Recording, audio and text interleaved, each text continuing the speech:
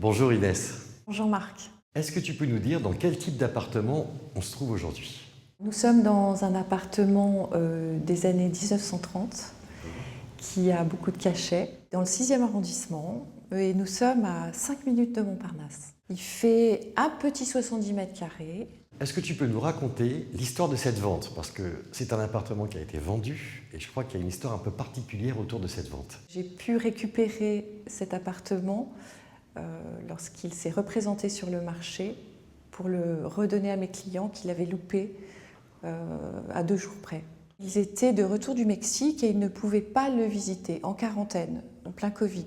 Il leur est passé sous le nez. Pendant 3 mois, je leur ai cherché un bien. Ils ont visité avec moi des choses. C'était jamais celui-là.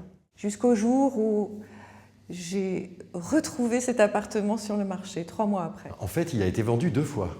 Il était revenu à la vente. La vente n'avait pas abouti et j'ai fait vraiment un exercice de vitesse parce qu'il y avait 5 agences sur ce bien-là. Nous avons pu, avec l'aide des propriétaires, des acheteurs et des agents d'Engel & Volkers qui ont travaillé avec moi, être les premiers.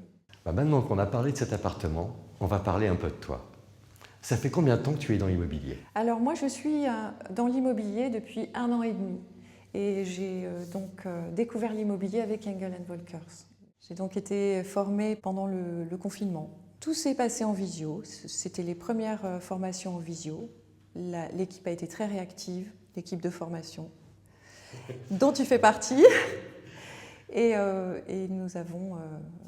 nous avons été très occupés pendant le confinement grâce à cette formation intense. Et qu'est-ce que tu faisais avant de te lancer dans ce métier? Alors j'étais chef de cabine sur les longs courriers chez Air France.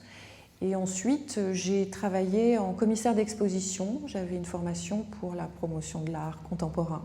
L'immobilier, après ton ancien parcours professionnel, c'est finalement quelque chose d'assez naturel. Il y a un rapport évident.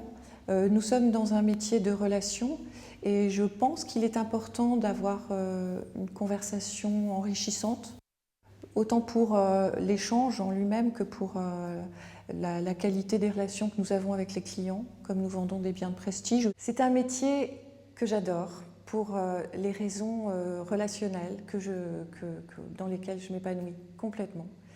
Et la diversité des clients, l'exigence font que chaque fois j'apprends des choses, je peux aussi apporter des choses et ce sont des relations qui m'apprennent en permanence. Merci Inès. Merci Marc.